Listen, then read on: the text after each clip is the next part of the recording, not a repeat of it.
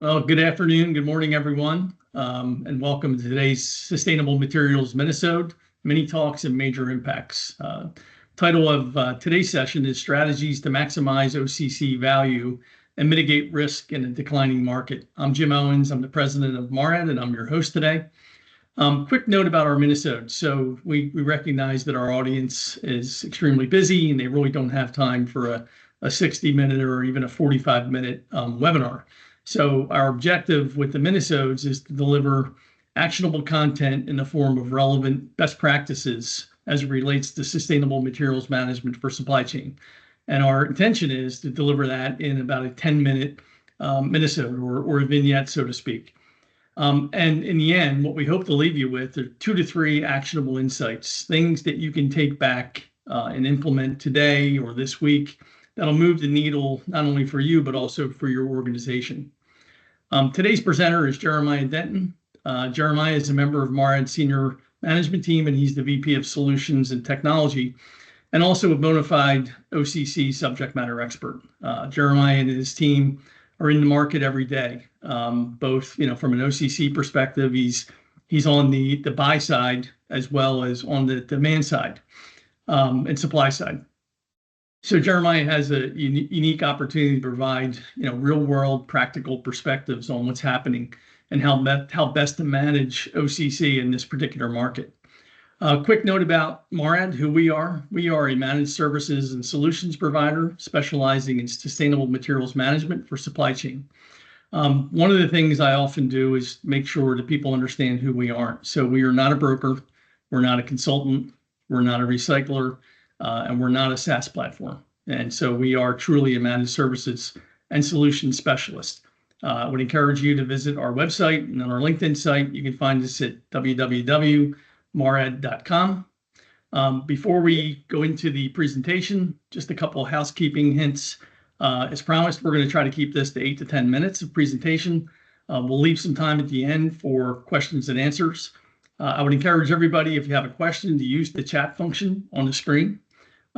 Also, there will be a recording available once we finalize things, either later today or early next week.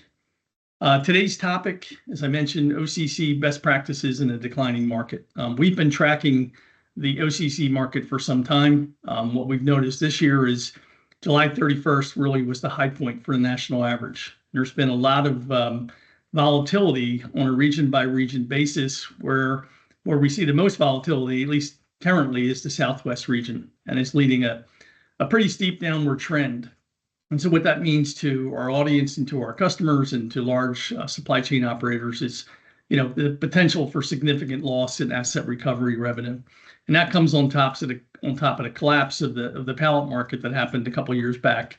Thankfully, we're starting to see that to start to come back over time. So today, Jeremiah is going to cover what's happening, what's going on with the shifting landscape in the global OCC market, what's driving it, what are the drivers behind the changes, and then he's going to share a few actionable insights and best practices that you can put into place, like I said, later today or next week, and we'll also leave time for some questions and answers. So at this point, I'm going to hand it over to Jeremiah. Thanks, Jim. Appreciate it. Good day to everyone. Hope you guys enjoy our Minisode today. One of the things that I wanted to open with is just an understanding of what OCC is and why there's a particular focus. Obviously, with OCC, we're referring to old corrugated cardboard, sometimes just referred to as cardboard. But the reason that it's so important is that on average, cardboard's making up at least 75% of retail distribution center waste. So managing it is very critical. Operationally, it's key to program success, and we'll cover that with a couple items here in the next slide. Financially, it's not uncommon for a national retailer to generate $1.25 million from OCC at each DC. And so even small declines in volume or pricing, let's say even 5%, can result in cash loss of $750,000 annually. And so it's a really important, critical piece of the supply chain and of each organization to manage. And then when we're talking about the environmental impacts, every decision with OCC has an environmental impact. Whether it's increasing the recycling volume, finding more responsible outlets, or reducing emissions from transportation, OCC can be a major impactor on internal and external sustainability performance monitoring. Now, when we talk about the shifting landscape, it's really important to understand what's happening and why it's happening. Over the last several months, and we'll show some data here in the next slide, we've seen dramatic drops in some markets, almost 50% or higher in one case. And that's driven by a few different factors. OCC is very much part of the global supply chain, and we see both demands domestically and internationally really playing part in what's happening. Some pieces like foreign policy, I referenced it here in the top right of the slide, but in 2018, China's national sword policy really changed the landscape for export volume into China. And, as a byproduct, a lot of markets outside of the United States, not to mention other foreign policies. There's some material acquisition and maintaining domestic supply. For quite a few people, there's been a dramatic push for maintaining domestic recycling, whether that's related to recent port strikes and closures that have put additional pressure on the domestic market. There has been kind of that slide in pricing because of this surge in material. We had a conversation with a global director from Huntington Commercial Bank, and he shared some insights, and we had some good discussion. But the global economy obviously plays a huge piece as well. Whether we're at the beginning or already in potentially some trade or tariff restrictions, that's coming. While the recession probabilities are declining, there are some oddities that show up in the marketplace right now. Certainly in the U.S., their U.S. national household debt is above average, and so we see purchases and subsequent demand for packaged materials declining. Also, something unique to the market in the United States is that a lot of the economy is being driven by experience rather than goods. And obviously, those experiences don't come in a box. And so it contributes to a reduction in demand. All of this is kind of leading to some slide in the marketplace. Now, you can see here, and Jim mentioned the Southwest in particular, but these are just some recent trending in pricing. You can see regional highs and lows, averages, and then the national average by comparison. But what's really important to highlight here, regardless of the movement in each individual region, is this downward trend over the last several months. We're seeing this across these regions, across the other regions in North America and globally, really this dip down dramatically. And so the goal today is to talk about what are some best practices or actionable insights that you can take into your distribution center, into your supply chain, into your company to really get the most out of it and protect yourself from potential risk related to this shifting OCC landscape. Operationally, there are a few pieces. Sortation, keeping clean materials increases not only the recyclability, but certainly the demand for your material in general. And as demand increases, you find that the good materials get picked up first, and low quality, low volume materials really get picked up last. And so it can become an operational burden. And so keeping those materials clean is essential. Something else that can be really helpful in mitigating that, even as price declines, if you can increase your volumes by increasing better sortation, getting the cardboard that's just easy to throw into the roll-off or trash, getting it separated out properly and put into the bales, can ensure that even as pricing declines down, your volumes and your overall revenue can maintain its surge in an upward direction. A couple other random tips like storage are going to be critical as well. It's very common, especially at the store level, for baled cardboard and OCC to be stored outside. When that gets rained on, even over time moisture, depending on how frequently it's picked up, those bales become saturated with water. And this does a few things. It reduces the recyclability, stretches out the fibers, and so you can't really use the cardboard as much, which again reduces the quality and the demand. But it also increases the weight of that bale. And so you get things like light load charges or contamination charges mixed into your pricing. And so you're seeing a decline in revenue there. Additionally, that increased moisture is extra weight on transportation. And so you're seeing an increase in the environmental impact and the cost for transportation because you're carrying around unnecessary and additional weight. So a great tip is to try and keep that inside or to plan out your pickups to ensure that you can avoid that moisture where you can.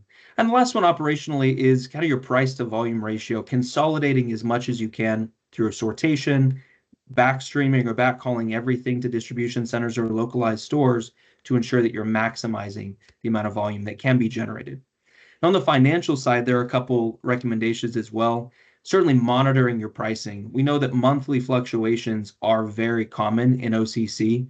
And if you lose sight with that, you can see that you don't take advantage of those movements in the marketplace. And so that monitoring of pricing can really help you understand when you need to make a move. And that leads into the next piece, which is contract renegotiations.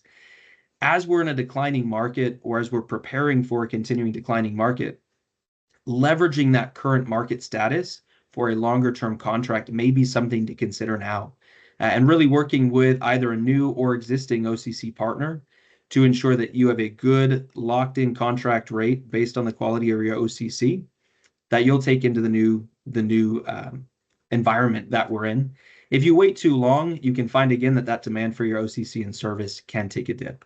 And then the last financially is just finding diverse streams. There are other material streams, plastics, pallets, reduction in waste associated with sorting OCC out that can help really control the cost associated with this shift. And the last piece I wanted to touch on is the role that technology can play, whether it's sustainable material management systems or other technologies like blockchain. They can have a dramatic impact. And we've seen increased revenues just by the usage of technology by over 18%. And a couple of the pieces or pitfalls that helped or avoided by utilizing the technology are listed down here, whether it's siloed ownership and not really getting transparency at a corporate or national level. More set it and forget it programs where you're locked into your contract and you see them 2-3 years down the line, where you're not taking full advantage of the volume or the availability or the pricing in the marketplace. You've got single source data where you're exclusively reliant on the transportation movements and have no visibility in, and heavily reliant on the recycler to provide the data back to ensure you're getting paid for all the volume available. And what I like to call the waste mindset. Whereas when you're applying a technology, you're gaining the insight, the analytics, the automation, and the process standardization that can come with it. You no longer think of OCC and other related recyclables as waste. And that can play a really big shift into how you interact with the OCC market and how you prevent and protect yourself during this OCC slide. Now, we went through quite a lot here really quickly, from the current market, some of the global impacts or domestic impacts, and how technology plays a role. So I just wanted to quickly pause and open up for questions. I know we've got the Q&A function there. If anyone has questions, please feel free to drop those in. I think, Jim, we already had one question come through. As we wait for others, we can go ahead and address that one. Yep. So I have a couple of questions, but I know we're up against the clock. But one of the questions, I think it came from a multi-site retailer. It relates to store pickups. I get very little, if anything, of my OCC because I don't produce enough bales to justify a dedicated trailer, or a dock door, and LTL pickups are expensive. Are there solutions to this so I can get a better rate for my OCC? Yeah, it's a great question, and a really common problem, obviously, whether it's regionally or whether it's kind of nationally, depending on the retailer. You can have really small store pockets. A couple tips or ideas that would support that, similar to I had a few slides back, is consolidating that material down, leveraging additional backhauls or existing movements where you're not increasing cost but can consolidate that material, allows it to be more accessible. Some other things are combining materials and finding more diverse partners that can take all of these materials in single movements, where you're not increasing your cost, but you're able to pick up the additional revenue or value that can be generated back out of the program, regardless of its size. And we had another question that came through here. Which sorting technologies or innovations have you found to be most effective in maximizing OCC recovery? So probably I'll touch on just a couple. As far as maximizing the OCC recovery, process innovation, I think standardizing it is critical. In recovering the volume, having a set standard nationally for a program, as well as within each individual facility with sortation, is critical. If everyone's aligned on the same page and everyone understands the goal, that really draws it out. And then as far as technology goes, sustainable materials management systems allow you to individually track movements throughout the network. And tracking of those movements really cuts out any of the gray area that can typically exist within any recycling program, but especially OCC. When you can control the standardization of how things are sorted and loaded, and then track the movements, you're really able to clear out any potential risk or kind of natural risk inherent with a program like this, and gain all of that revenue share back because you know all of the volume that you should get paid for, you are getting paid for. I think that's it for questions, Jeremiah. Okay, fantastic. Well, thank you again for the opportunity to present. I'll pass it back to you, Jim. Yep. Thanks, Jeremiah. Thanks all the audience members for taking time out of your busy schedule. So a couple things in terms of key takeaways. So as Jeremiah mentioned, OCC pricing will continue to shift up and down. So our recommendation is always be proactive. Take care of the trash. Really, quality matters. We talked about moisture infiltration, dirt, commingling. All those things are a no-no, and certainly deteriorate the asset recovery revenue potential for this valuable commodity. And then last but not least is what Jeremiah mentioned regarding technology, how to leverage it to best manage your OCC and other commodities and recycling programs overall. I do want to make a call out to our next session, which will be Friday, December 19th. And the title of that Minisode is 2025 Horizons, Navigating Sustainable Material Commodity Markets. So we're going to explore a number of different things because there's a lot of change going on right now, not the least of which is what's happening in California. Jeremiah touched a little bit on what's going on with the new administration coming in and what's the implications as it relates to tariffs and other regulations. And we'll discuss the critical role of post-consumer recycled materials in stabilizing some of that market volatility. Last but not least, invite everybody to follow Marad on LinkedIn, or you can get additional information through our website. We will post the recording of this session to our LinkedIn site. If not later today, it'll be the first of next week. And we'll also begin posting about the session I mentioned on December 19th. So thank you, everyone, and have a wonderful rest of your day and a great weekend.